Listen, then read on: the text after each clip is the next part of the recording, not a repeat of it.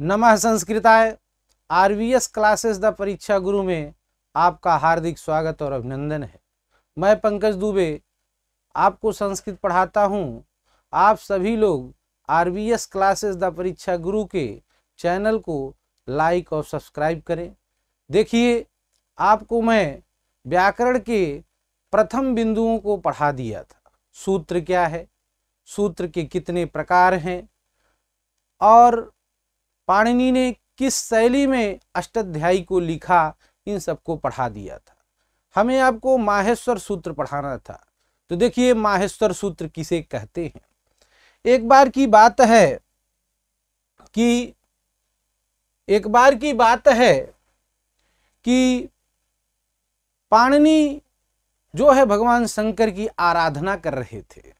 उन्होंने जब भगवान शंकर की आराधना किया तो उस समय भगवान शंकर प्रसन्न हो गए और प्रसन्न होकर के उन्होंने अपने डमरू को 14 बार बजाया।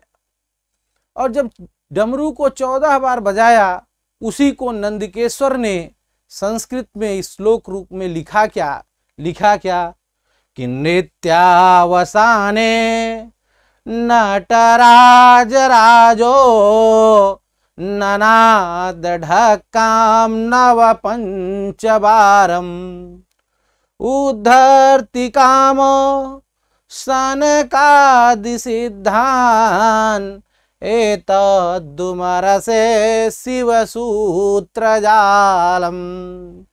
देखिए, नटराज नटराज का अर्थ होता है भगवान शंकर। संस्कृत जगत में भगवान शंकर के बहुत सारे नाम हैं। भगवान शंकर को शंभु, ईश, पशुपति, शिव, शूली, महेश्वर, हर, अस्महर, भार्ग, त्र्यंबक, त्रिपुरांतकः, गंगाधर, अंधकरिपु, कर्तुध्वंसी, वृषभध्वज, व्योमकेश, भव, भीम, अस्थाणु, रुद्र, उमापति, अहिर्भूधन्य, अष्टमूर्ति, गजारिश्च, महानट। एक नाम है उनका महानट।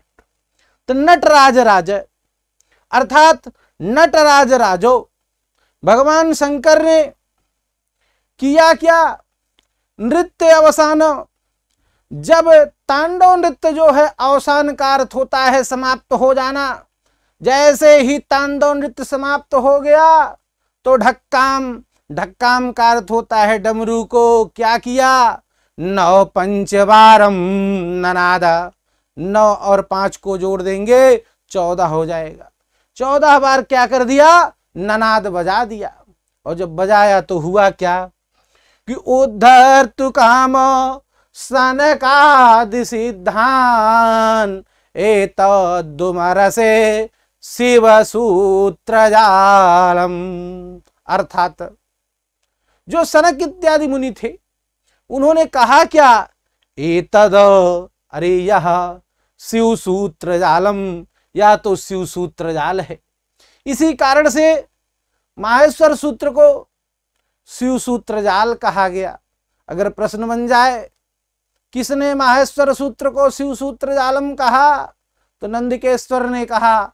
इस श्लोक को नंदिकेश्वर ने लिखा क्या कि नृत्यावसाने नटराज राजो। नृत्य अवसाने, जैसे ही तांडव नृत्य समाप्त हो जाता है तो नटराज राज, भगवान नटराज ने, भगवान शंकर ने 9 पंचबारम ढक्काम ननाद। 9 और 5 को जोड़ देंगे 14 बार ढक्काम ननाद, डमरू को क्या किया, बजा दिया। और बजाने के बाद हुआ क्या, उद्धर तु काम सनकाद सिद्धान एतद्दुमरसे शिव सूत्र जालम। अरे यह एतद शिव सूत्र जालम, या तो शिव सूत्र जाल है या माहेश्वर सूत्र है।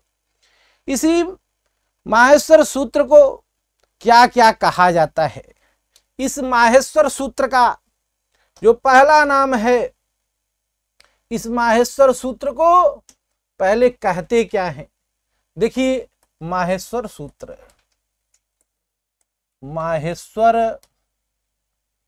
सूत्र।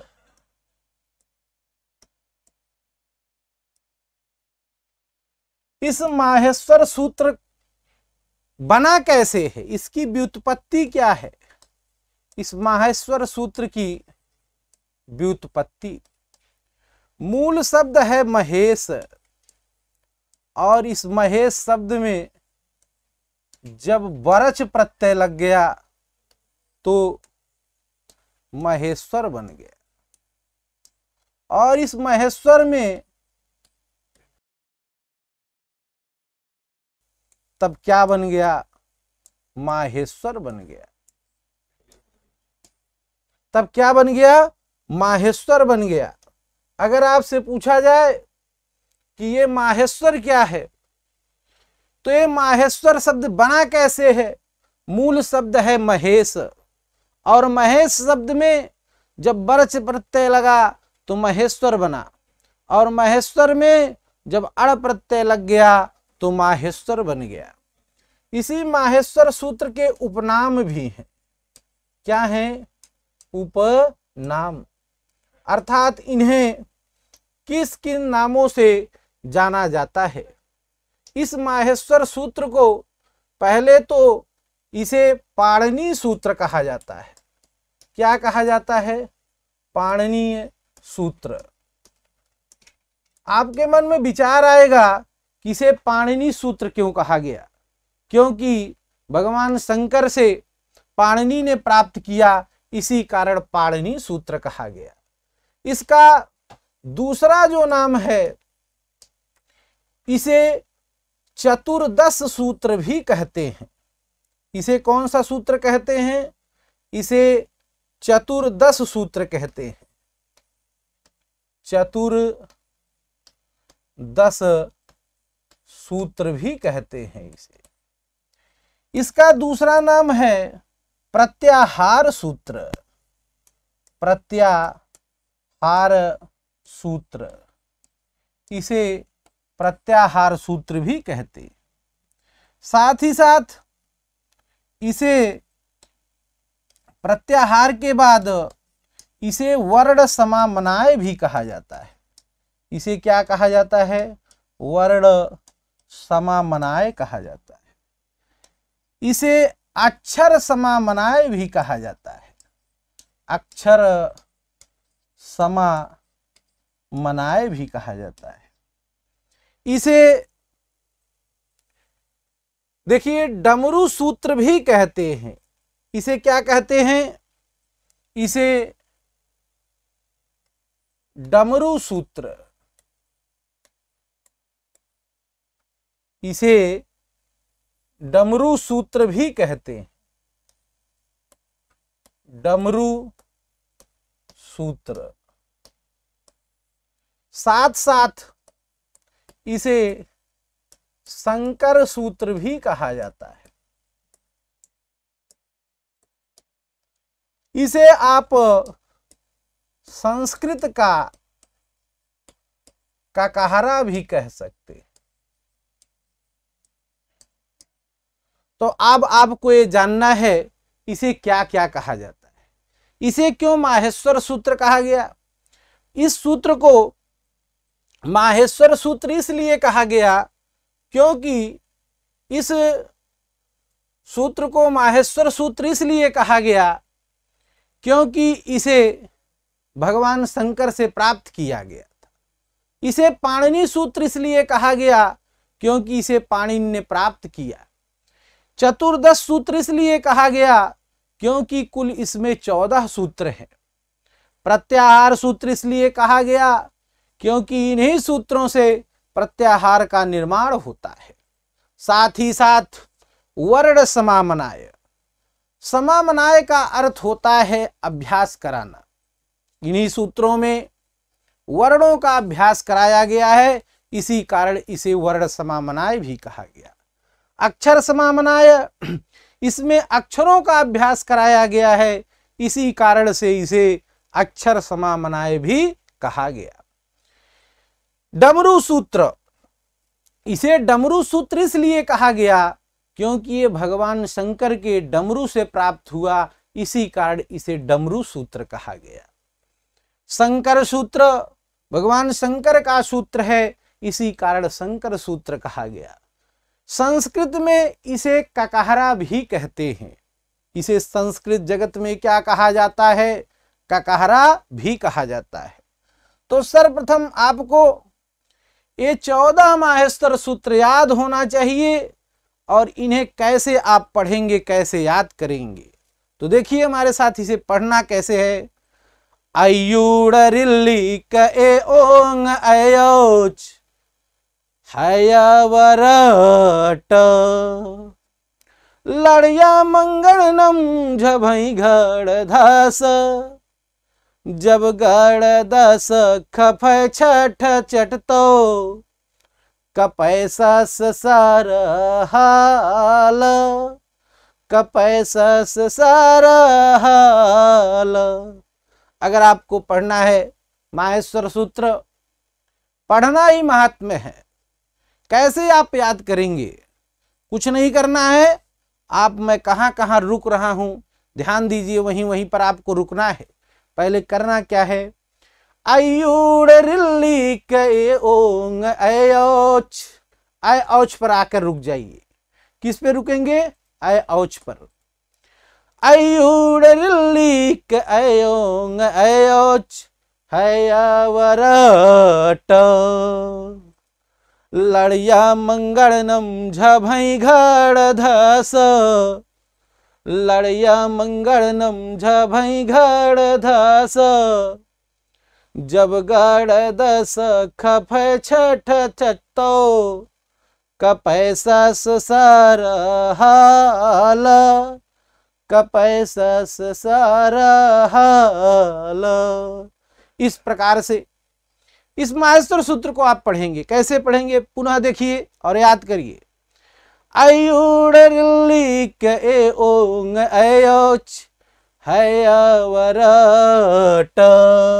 यहां रुक जाएंगे आप। लड़िया मंगलनम झभई घड़ धस, इस घड़ धस पर भी रुक जाएंगे। और जब गड़ दस खफ छठ चटतो, यहां भी रुक जाएंगे। और कपैसस सार हाल, यही 14 माहेश्वर सूत्र है। इन्हीं सूत्रों में ही हमारे संस्कृत व्याकरण का सारा प्रत्याहार, सारे सिद्धांत इन्हीं पर अधिकृत करके बनाए गए हैं। अब इन माहेश्वर सूत्र का क्या महात्म्य है, हमें इसे देखना है कि इस माहेश्वर सूत्र का महात्म्य क्या है। तो ध्यान दीजिए, ये माहेश्वर जो सूत्र है, ये माहेश्वर सूत्र के भेद भी हैं।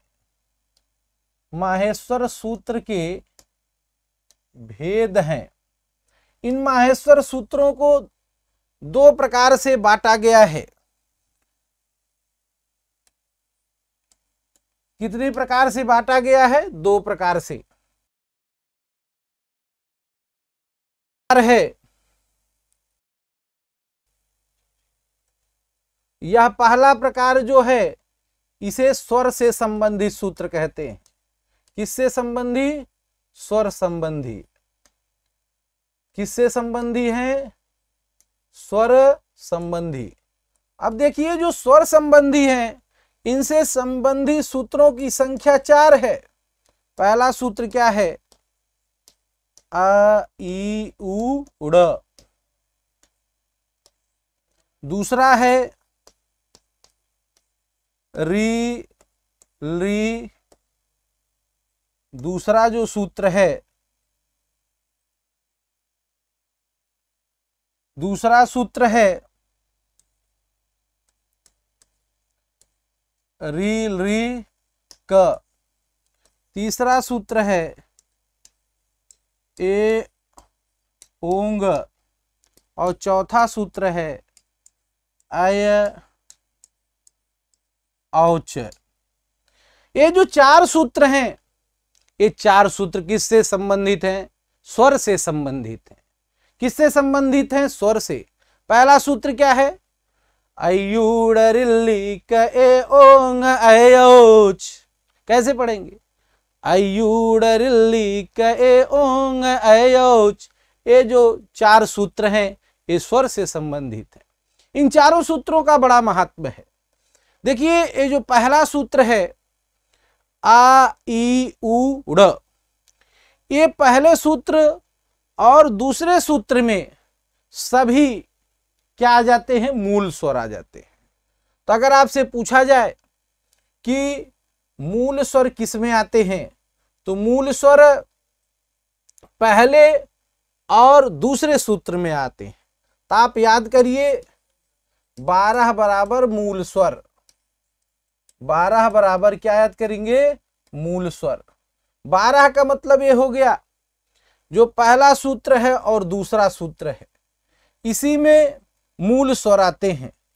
और इस मूल स्वर को याद करने के लिए आपको कुछ नहीं याद करना है, इन दोनों सूत्रों को तो याद करना ही पड़ेगा। तो पहले हमने क्या याद कर लिया? आ ई उ, और दूसरे में क्या है? री और री। तो अगर आपसे पूछा जाए कि मूल स्वर की संख्या कितनी होती है, तो आप बताएंगे 5। कभी कभी प्रश्न आ जाता है कि मूल स्वर कितने हैं, तो 5 हैं। और किन किन सूत्रों में आते हैं? पहले सूत्र में और दूसरे सूत्र में ही मूल स्वर आता है, और इनकी संख्या कितनी हो गई? 5 हो गई। अब इस मूल स्वर के बाद एक जो स्वर होता है संयुक्त स्वर, क्या है? संयुक्त स्वर।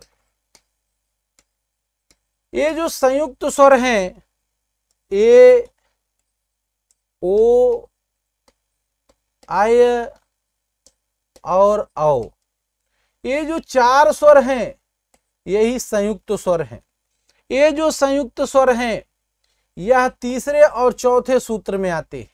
किस सूत्र में आते हैं? तीसरे और चौथे सूत्र में। और इन्हें क्या कहा जाता है? संयुक्त स्वर कहा जाता है।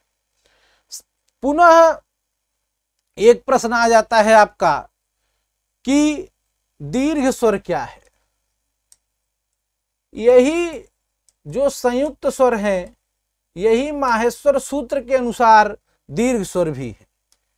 आय ए ओ और औ, ये 4 तो माहेश्वर सूत्र के अनुसार दीर्घ स्वर हैं। किसके अनुसार हैं? माहेश्वर सूत्र के अनुसार है। ये 4 जो हैं माहेश्वर सूत्र के अनुसार दीर्घ स्वर हैं। लेकिन जब आ का बड़ा आ, ई का बड़ी ई, ऊ का बड़ा ऊ और री का दीर्घ री हो जाता है, तब ये 4 भेद और हो गए। 4 भेद और हो गए, तब ये 4 और ये 4 अर्थात 4 + 4 मिलके कितने हो गए? 8 हो गए। तब यही 8 भेद जो होते हैं ये दीर्घ स्वर के हो जाते हैं। तब हम आप क्या मानते हैं? दीर्घ स्वर के कितने भेद हो जाते हैं? 8 भेद हो जाते हैं। पुनः जो माहेश्वर सूत्र का भेद है जिसे हम क्या कहते हैं? व्यंजन। व्यंजन से संबंधी,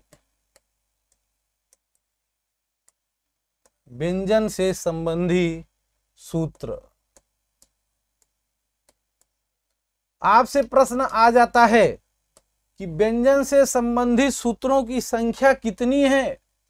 तो व्यंजन से संबंधित सूत्र की संख्या 10 है। कितनी है? 10 है। अगर पूछा कि व्यंजन से संबंधित कितने सूत्र हैं? 10 हैं। अब इन सूत्रों को देखते हैं। पहला सूत्र है य व रट, दूसरा है लड़, तीसरा है यमंगणनम, चौथा है झभई, पांचवा है घड़ धस, छठा है जब गड़ दस, सातवां है खफ छठथ चटतौ, खफ छठत चटतौ, आठवां है कपय, नौवां है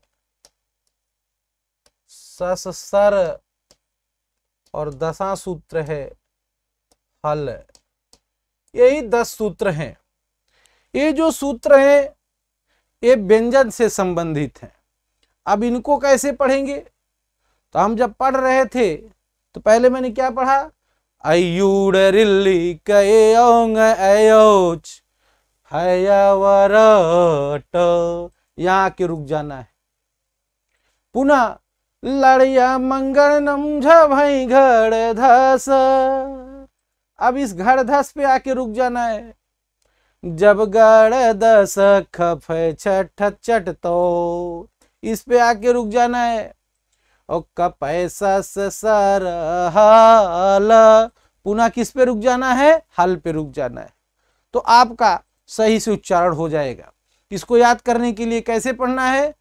अयूडरिल्लिक एओंग अयोच हयावरट, लड़िया मंगलम झभई घड़ धस, जब गड़ दस खफय छठ चटतो, कपैसा सर हल। तो अगर आपसे पूछा जाए व्यंजन से संबंधित कितने सूत्र हैं, तो व्यंजन से संबंधित जो सूत्र हैं इन सूत्रों की संख्या कितनी है? 10 है। अब आपसे प्रश्न क्या पूछता है? और इस सूत्रों में एक चीज और जानना है। ये जो सूत्र हैं इन सभी सूत्रों में जो अंतिम वर्ण व्यंजन है, जो अंतिम वर्ण है, इन सभी अंतिम वर्ण की एक संज्ञा होती है जिसे इत संज्ञा कहते हैं। अंतिम वर्ण की इत संज्ञा होती है, इत संज्ञा होती है। जितने भी सूत्र हैं सभी सूत्रों का जो अंतिम वर्ण है उसकी एक इत संज्ञा होती है। अब आपके मन में विचार आएगा ये इत क्या है? देखिए इत जो होता है, इत एक संज्ञा है, और ये जो इत संज्ञा है इस इत संज्ञा का प्रयोग लघु सिद्धांत कौमुदी में 6 सूत्रों के रूप में हुआ है। अगर बाई चांस आपसे पूछ ले कोई इत संज्ञा विधायक कितने सूत्र हैं, तो ये 6 सूत्र हैं जिनसे इत संज्ञा होती है। संपूर्ण लघु सिद्धांत कौमुदी में इत संज्ञा विधायक 6 सूत्र हैं। लेकिन एक सूत्र है हलंत्यम। क्या सूत्र है? हलंत्यम। इसी हलंत्यम सूत्र से सभी माहेश्वर सूत्र के अंतिम व्यंजन वर्णों की संज्ञा होती है। तो अगर आपसे कोई पूछे किस सूत्र से इत संज्ञा होती है, हलंत्यम सूत्र से होती है। और ये सूत्र से जब इत संज्ञा हो जाती है तो जो इत संज्ञक वर्ण होते हैं, जितने भी इत संज्ञक वर्ण हैं उन सभी वर्णों का तस्य लोपः सूत्र से, किस सूत्र से? तस्य लोपः सूत्र से लोप हो जाता है। जितने भी इत संज्ञक वर्ण हैं सभी इत संज्ञक वर्णों का तस्य लोपः सूत्र से लोप हो जाता है। तो अगर आपसे पूछा जाए कि माहेश्वर सूत्र में इत संज्ञा किस सूत्र से होती है, तो आप बताओगे हलंत्यम सूत्र से। याद कर लीजिएगा, ये प्रश्न आता है कि माहेश्वर सूत्र में इत संज्ञा किस सूत्र से होती है, तो आप क्या बताओगे? हलंत्यम से। अगर आपसे पूछा जाए इत संज्ञक वर्ण का ये जो लोप है, इत संज्ञक वर्ण का लोप किससे होता है? तस्य लोपः सूत्र से। अब आपके मन में एक विचार और आएगा कि गुरुजी ये बताइए ये इत क्या है?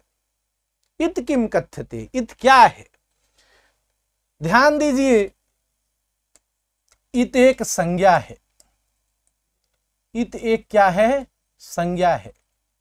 इत संज्ञा का जो अर्थ है, इसका अर्थ होता है प्रयोग में ना आना, प्रयोग में ना आना।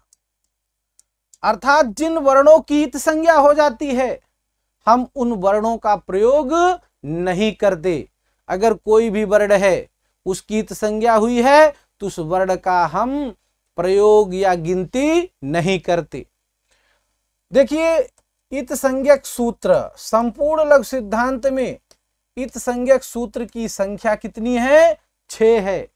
कितनी है? 6 है। अगर पूछा जाए इत संज्ञक कितने सूत्र हैं? 6 हैं। अगर आपसे ये पूछा जाए कि माहेश्वर सूत्र में, माहेश्वर सूत्र में इत संज्ञक वर्ण कितने हैं? तो 14 हैं। अगर आपसे पूछा जाए माहेश्वर सूत्र में इत संज्ञक वर्ण कितने हैं? तो 14 हैं। देखिए, 14 सूत्र हैं और सभी सूत्र के अंत में कितने वर्ण हैं? 14 वर्ण हैं। इस कारण से कितने वर्णों की संज्ञा होती है? 14 वर्णों की। और सभी की संज्ञा किस सूत्र से होती है? हलन्त्यम सूत्र से होती है। किससे होती है? हलन्त्यम सूत्र से होती है। याद कर लीजिएगा। पुनः अगर आपसे ये पूछा जाए कि इत संज्ञक वर्णों का लोप किससे होता है? इत संज्ञक जो वर्ण हैं, इन वर्ण का लोप किससे होता है? तो इत संज्ञक वर्णों का लोप तस्य लोपः सूत्र से होता है। किससे होता है? तस्य लोपः सूत्र से। जितने भी इत संज्ञक वर्ण हैं, सभी इत संज्ञक वर्णों का लोप तस्य लोपः सूत्र से होता है। तो अब देखिए, इस माहेश्वर सूत्र से क्या क्या प्रश्न बन सकता है। पहला प्रश्न आपका तो ये बन सकता है कि ये बताइए, आपसे प्रश्न बन जाएगा कि माहेश्वर सूत्र के क्या क्या नाम हैं। तो अगर आपसे पूछा जाए माहेश्वर सूत्र को क्या कहते हैं, तो आप बताएंगे वर्ण समामनाय, अक्षर समामनाय, चतुर्दश सूत्र, प्रत्याहार सूत्र, संकर सूत्र, डमरू सूत्र इत्यादि बताएंगे। अगर आपसे पूछा जाए कि स्वर से संबंधित माहेश्वर सूत्र की संख्या कितनी है, तो आप बताएंगे 4। कितनी है? 4 है। अगर आपसे ये पूछा जाए कि व्यंजन से संबंधित माहेश्वर सूत्र की संख्या कितनी है, तो व्यंजन से संबंधित माहेश्वर सूत्र की संख्या 10 है। कितनी है? 10 है। अगर ये पूछा जाए कि माहेश्वर सूत्र का पहला सूत्र क्या है, तो आप बताएंगे आयुड़ है। अंतिम सूत्र क्या है? हल है। अगर आपसे ये प्रश्न बन जाए कि माहेश्वर सूत्र में वर्णों की इत संज्ञा किससे होती है, तो इत संज्ञा हलन्त्यम सूत्र से होती है। अगर ये आपसे पूछा जाए कि माहेश्वर सूत्र में इत संज्ञक वर्ण कितने हैं, तो संपूर्ण माहेश्वर सूत्र में इत संज्ञक वर्णों की संख्या 14 है। अगर आपसे प्रश्न ये बन जाए कि इत संज्ञक वर्णों का लोप किस सूत्र से होता है, तो आप बताएंगे इत संज्ञक वर्णों का लोप तस्य लोपः सूत्र से होता है। तो कुछ विशेष तथ्य हैं जिन्हें आप लिख लीजिए, याद करिए। कुछ विशेष तथ्य हैं जिन्हें आप याद कर लीजिएगा। पहली चीज, माहेश्वर सूत्र की संख्या, इसकी संख्या 10 है। माहेश्वर सूत्र की संख्या कितनी है? 10 है। स्वर से संबंधित, स्वर से संबंधी सूत्र। स्वर से संबंधी जो सूत्र हैं, स्वर से संबंधी सूत्र की संख्या 4 है। पुनः व्यंजन से संबंधी सूत्र की संख्या 10 है। अगर आपसे पूछा जाए कि माहेश्वर सूत्र में, माहेश्वर सूत्र में इत संज्ञक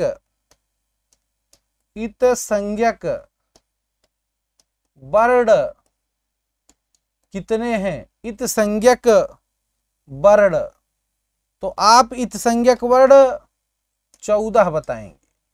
कितने बताएंगे? 14। अगर आपसे पूछा जाए कि माहेश्वर सूत्र में किस वर्ण की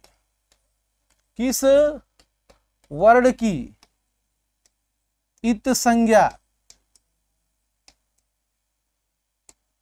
किस वर्ण की इत संज्ञा 2 बार हुई है, 2 बार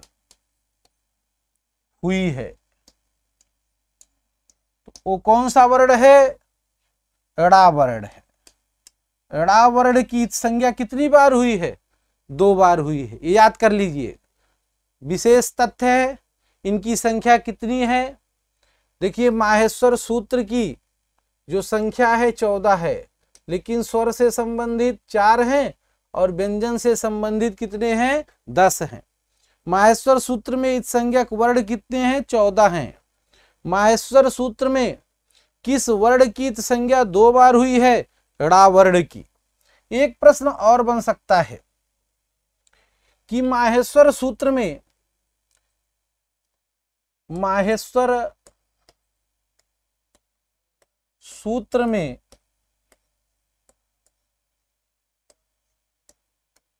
इत संज्ञक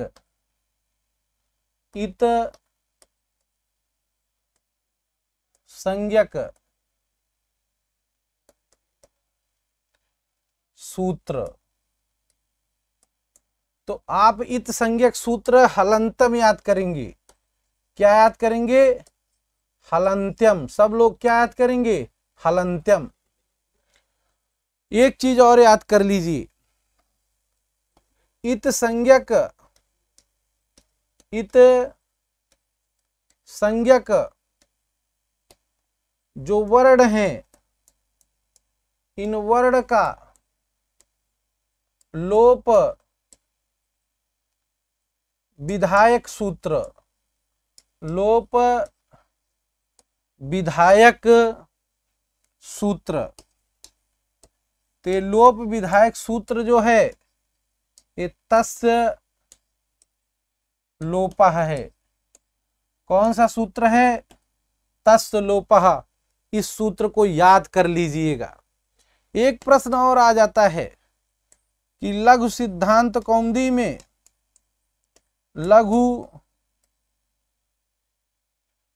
लघु सिद्धांत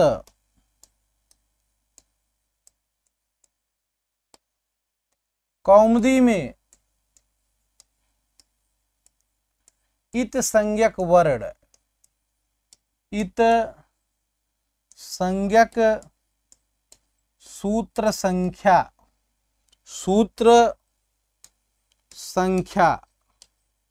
संपूर्ण लघु सिद्धांत कौमुदी में इत संज्ञक सूत्रों की संख्या कितनी है? 6 है।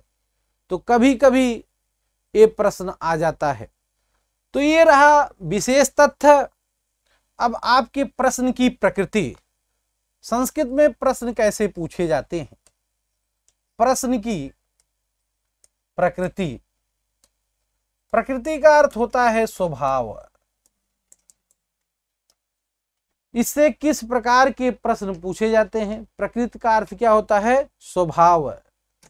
देखिए, पहला प्रश्न पूछ लेगा, जैसे प्रश्न नंबर 1 दे दिया, माहेश्वर